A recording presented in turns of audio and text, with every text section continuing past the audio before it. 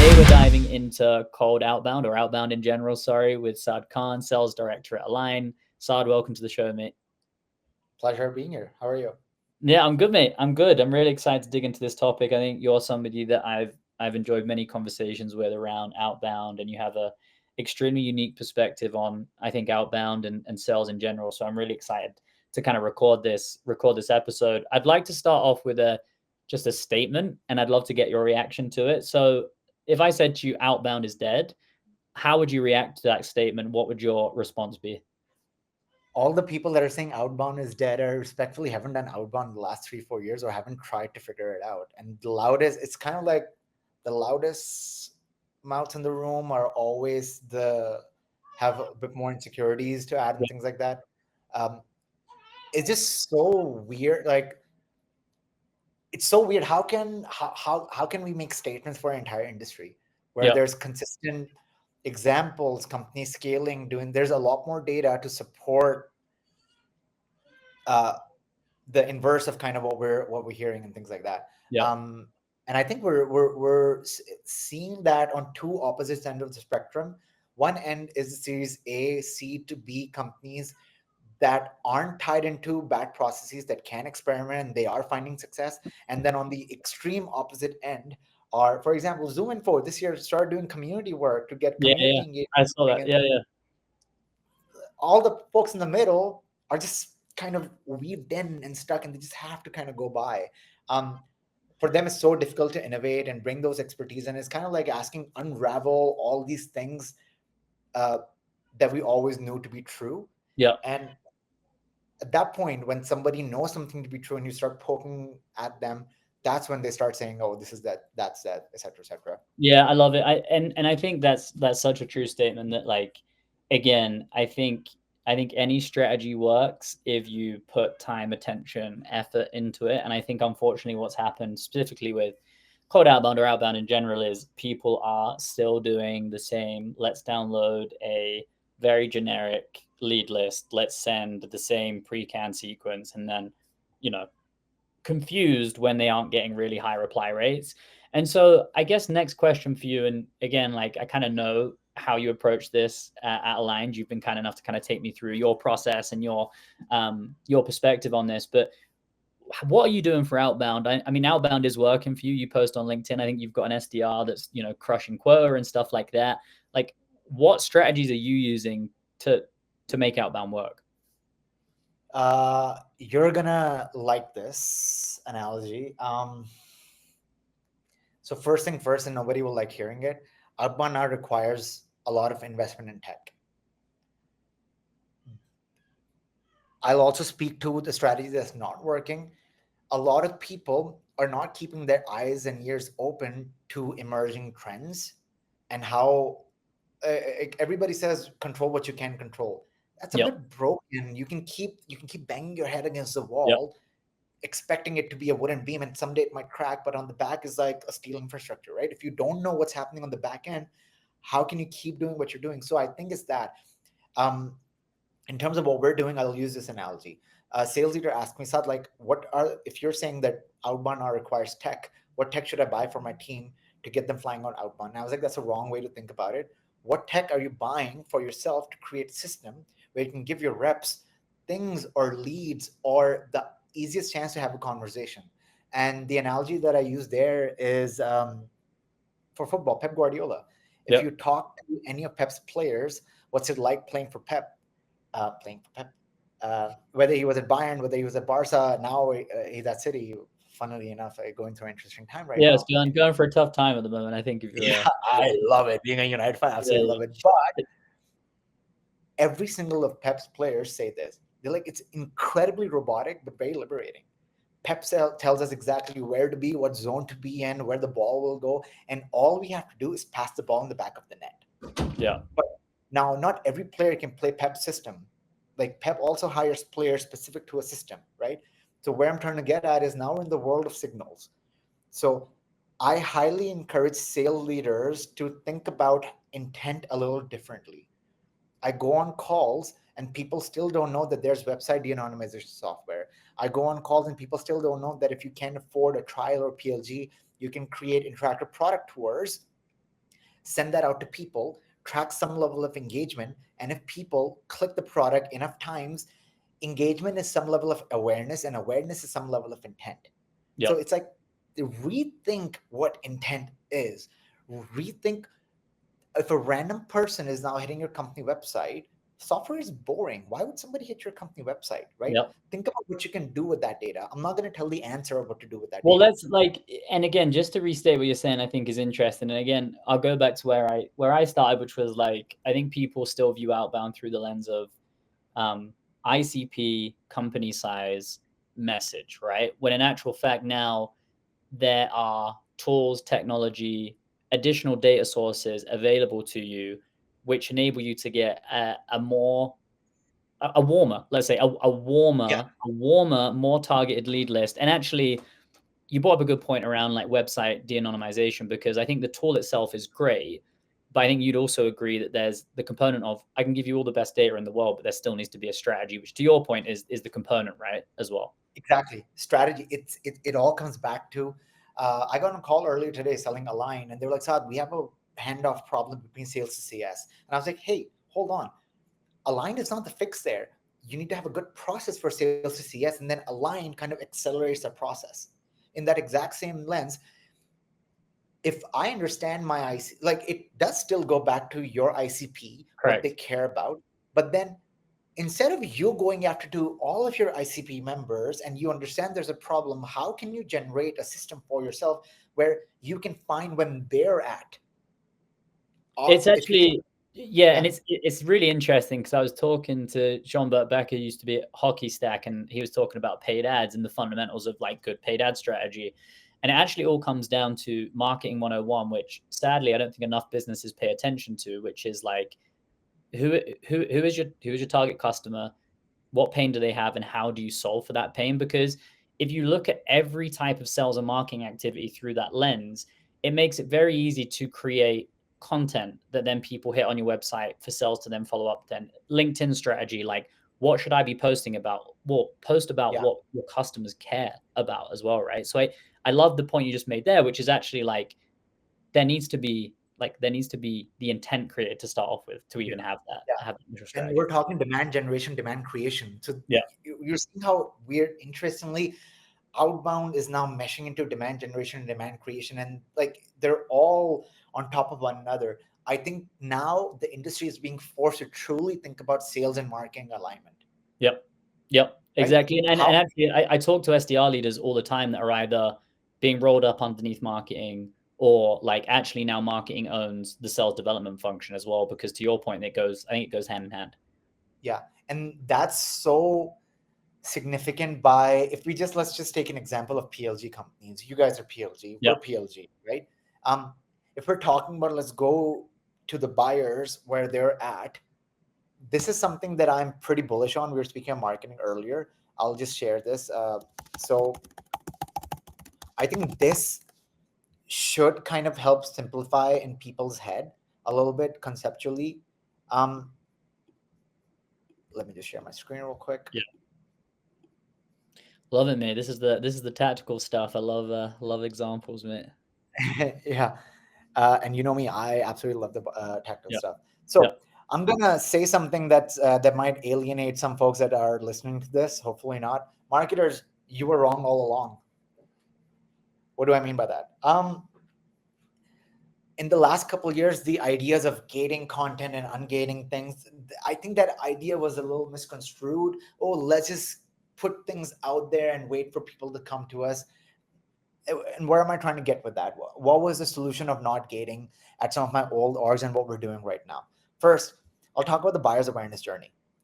The buyer's journey suggests that when buyers are going through awareness, consideration, purchase, they're engaging with different sorts of material. Then, first glance, how is a video any different than a webinar? Just a Yep. longer form. How is a Yep. white paper any different than a blog post? Like, Yep. Yep. Yeah, I we don't were wrong. disagree. Yeah, I don't disagree. Yeah, I don't disagree at all. I've always had an issue with top of funnel, middle funnel, bottom of funnel with what type of content gets assigned to each stage, because in actual fact, like I would agree, like all of it is just pushing people closer to a decision fundamentally. Like I do think it needs to be really thought out from a process So now. My old company, Clio, they're not PLG, but they have trials and they have some brilliant resources, and they're partnered with the Bar Association. Every single time a lawyer graduates the American Bar Association, they're given a copy of Clio's Legal Trends Report, which is an industry trend report that teaches law firms how to operate a good business. And this report also talks about tech. Yep. Every single person that used to sign up for the Legal Trends Report, we used to reach out to them with the message, what prompted your interest? And what Clio did was they added another layer called the unaware layer. And they said that the unaware layer is when people are window shopping. That's when they're engaging with the videos, blogs, articles, etc., etc. That means window shopping. There's something there, but I'm not there yet. Yeah. Now, let's move forward to PLG era. For companies that can't afford PLG, that don't have these industry-wide resources, they can help people window shop through their PLG product trials, aka these people aren't hot for MQLs yet. They're not requesting demos. Like, you can capture people that are kind of coming to you, ask what has prompted their interest in these topics or these things that can solve for, and try and convert them.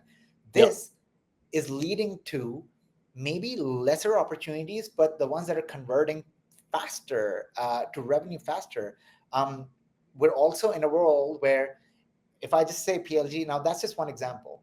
You tell anybody, oh, yeah, we're converting PLG leads. Like, we have multiple buckets. We have PLG, we have lookalike companies, we have site visitors, we have people engaging on social media, things like that. I did this 3 years ago at my last org called Dooley. That's when even my own reps were like, oh, Saad, like, isn't that inbound? I said, just don't argue, just convert them. And we did the exact same thing. We were just going after people that were hitting up our company website because we were creating a lot of strategic content on LinkedIn. This is my QBR from 2022. We had an abundance of leads where we started giving smaller opportunities to the BDRs to close themselves, and the bigger opportunities we would qualify and send to the reps. How are we getting these opportunities? We started creating a lot of strategic content. The hypothesis was, let's add the best companies that could work with us in the future. Let's create content around problems and ideas. Then let's report if these companies and these people are engaging with us. Going back, engagement is some level of awareness, some level of intent. First part.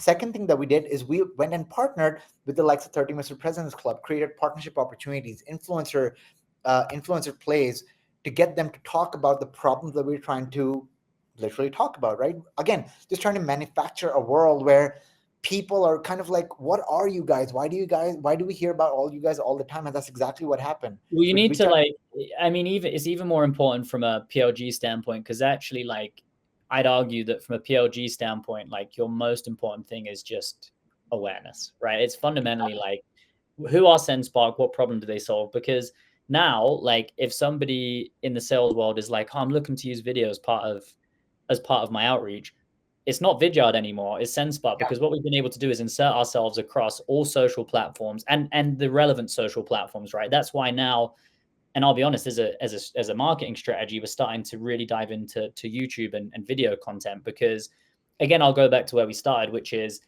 good outbound is also formulated on channels that people are active on. And that's what makes me, like, kind of frustrated when I talk to more traditional marketers, in the way that they just have things that they think they should do. It's like, we should do SEO because everybody does SEO. We should do cold email because everybody does cold email. I'd actually say to people and force them to look at use something like SparkToro, right? Like, log in, find out what platforms are they active on, because you might have an audience that's big on Facebook, massive on Facebook, right? But actually, you think we should do LinkedIn because every other SaaS company is doing LinkedIn. And so what you said there was really interesting. It's actually, like, relevant content on platforms that people are active on in your ICP, and then creating the relevant tactic playbook around that channel fundamentally. And you know how that came up? I went to my boss. This is my first ever PLG role. I was like, Michelle, what's my target? She said, 10,000 trial signups. I was like, huh? Like, give me a number. Give me a pipeline number. She's like, no, 10,000 signups. I go to marketing. Mark Young, shout out. Like, Mark, Peach wants us to get 10,000 signups. She's like, Saad, no. She wants you to drive enough traffic to the website that converts to 10,000 signups. Yeah, exactly. Yeah, exactly, mate. Exactly. No, you're totally right. And So like here's a follow-up question, because you mentioned a couple of things, right? A couple of plays or strategies that you're running, like website traffic, you're saying social, you're saying, a bunch of things. Like one of those plays, and like either through the website traffic, like what play are you running off of website traffic? Like let's say I visit the Align website today, you see Ben from Yeah. SendSpot did it. What would the next step be? Great question.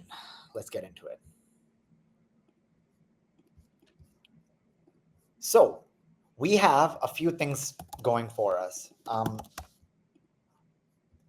So we have Tableau that's tracking usage stats and competitive people. We have Common Room, where we have created segments and we're trying to see if this person that hit our website, are they also engaging with our CEO social posts, right? Okay. For example, I can come here. Here's a list of all the people that are hitting my website. If somebody's hitting my website, Ben, I don't want to be like, hey, Ben, you hit my website, buy from us. No, no, no, no, no. What I want to be able to do is the following. If somebody's hitting the website, meh. But if they're hitting the website and they're sign up, whoa, okay, could have a much better conversation. If they're hitting the website, they're hitting a sign up, they're also hitting paywalls, brilliant. If they're hitting a website, but they're not signed up, but they're engaging with social, and they're also a part of our lookalike list, you can see this is what we do. A website visit is just a start. I want to create the most contextual message. And this, if people are hitting all of or any or two or three of, the hypothesis is that our cold message will be very relevant to them. Yep. Guess what we're doing? We're purely sending them our cold template message. Like, hey, Cool. we're working with other sales leaders that are expressing this problem occurring. They're like, how did you know I was just thinking about you? We're Yep. trying to create the idea that it's like, hey, how did you know I was just thinking about you? Perfect timing. That, in terms of messaging, I'll show you. This is the piece of resistance here. Yep. When I started at Align, we built a system. Gal said to me, Saad, your emails aren't converting. I'm like, Gal, I think that's the wrong way to think about it. Once the message starts converting, the emails will convert as well. So we started sending this very basic, and then we obviously made this better. We started sending this very, very basic, vague message. And I'm about to contradict myself here. So we started sending And a before very you, like, basic. while Yeah, you're digging into that, I think like what you just mentioned there about like, and again, core part of Outbound, like I know a few people in the cold email agency game that won't even work with a client unless they have a case study, right? Unless they have a proven metric of success with a core target audience, because actually until you've got that, you actually have no idea around what type of message is going to resonate and what you should be saying, right? yeah, Fundamentally. yeah. And that's exactly it. Once, as soon as our message started getting, the first message started getting engaging, we were like, wait, hold on, if this is converting on LinkedIn, why can't it convert on Well, email, exactly.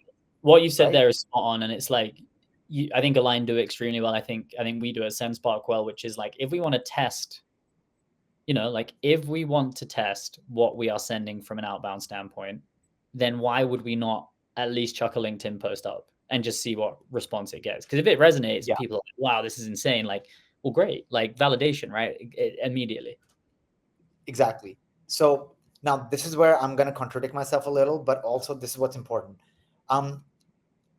At the start, what we do is anybody that signs up to the product or hits our website gets a very generic message that's a little bit vague. We say, well, this one is a direct sign up, but the And how are people you that, how are you automating that, if you don't mind me asking? Again, tactical. good question, pretty manual right now. We're not Okay. automating a lot more stuff right now. Yeah. And this thought hit me. Doing it manually is helping my reps understand the patterns and trends and pathways. Yeah. So I'm a part of my onboarding is the first couple of weeks we're making them do it all manually so they understand the trends and patterns, and then we're putting them on the round robin. So at the start, we are just essentially sending messages like these. So Jeff, A lot of Jeffs you've got on yeah, there. a lot of Jeffs. So okay, let's go with this one. Not this. This not. Wait, we can cut this out. Let me go find somebody. Yeah, we Oh can yeah, get it. right. This is again time. So essentially, this message said something else. It was vague. It was like, hey, notice you checked out Align. Correct me if I'm mistaken.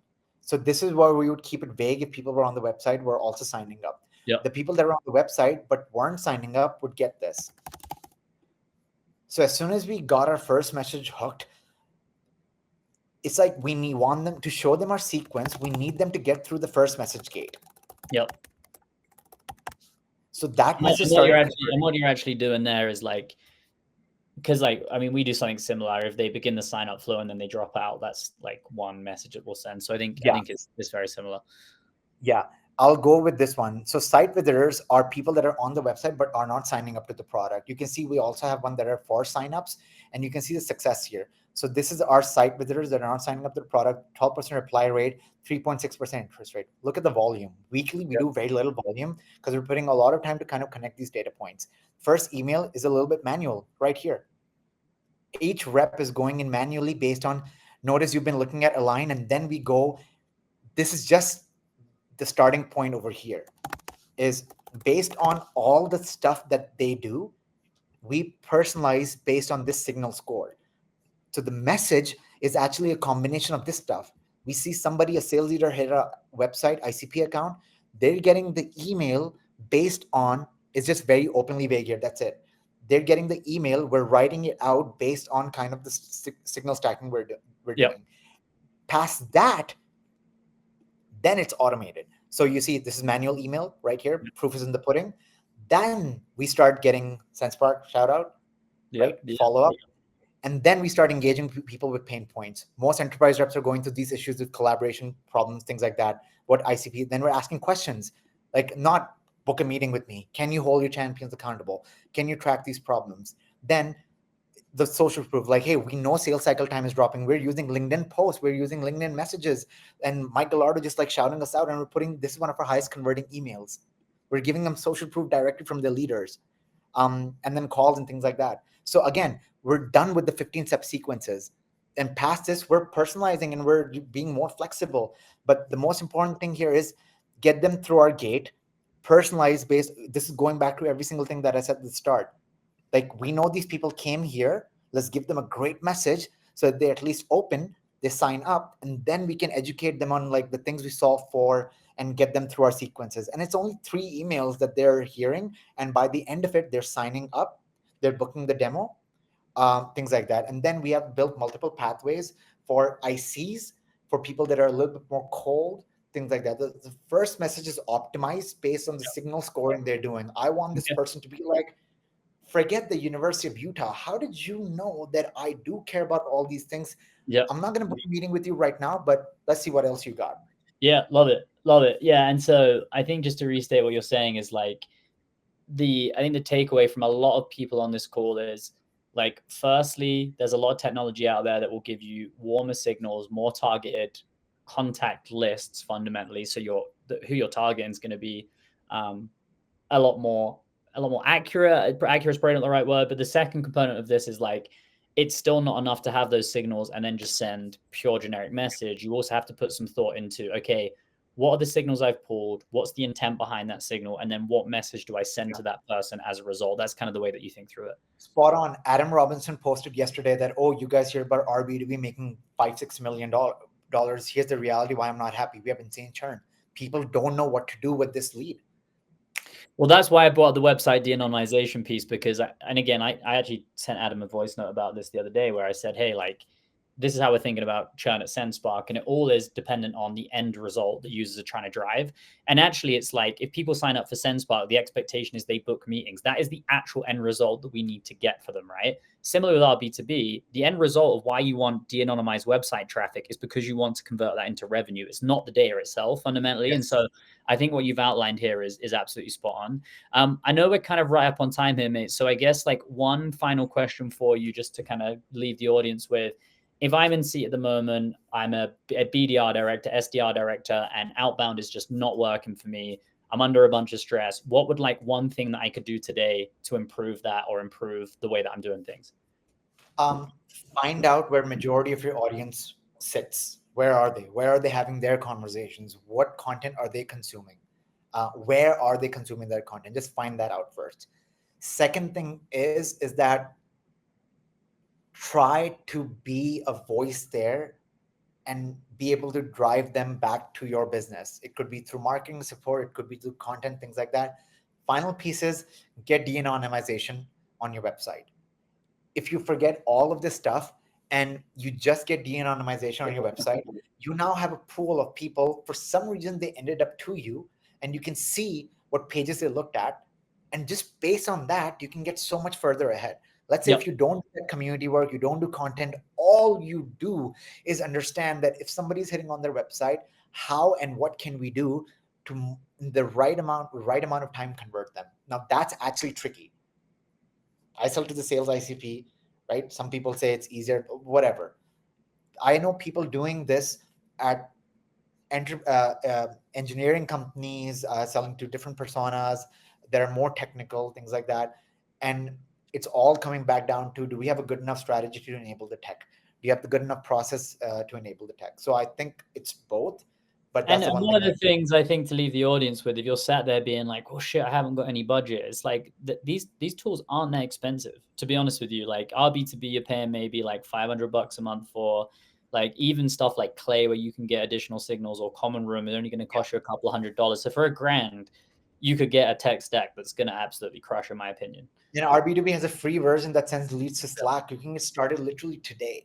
Yeah. So Yeah. Love it, mate. Well, Saad, I knew this was going to be fun. Thanks for showing kind of some of your playbooks and your outreach. Anybody that wants to find out, follow Saad on LinkedIn. Always post great content around sales and prospecting, and then Aligned, which is a phenomenal sales room tool that we also use at SendSpark. So Saad, thanks very much for coming on, mate, and thanks everybody for tuning in to another episode.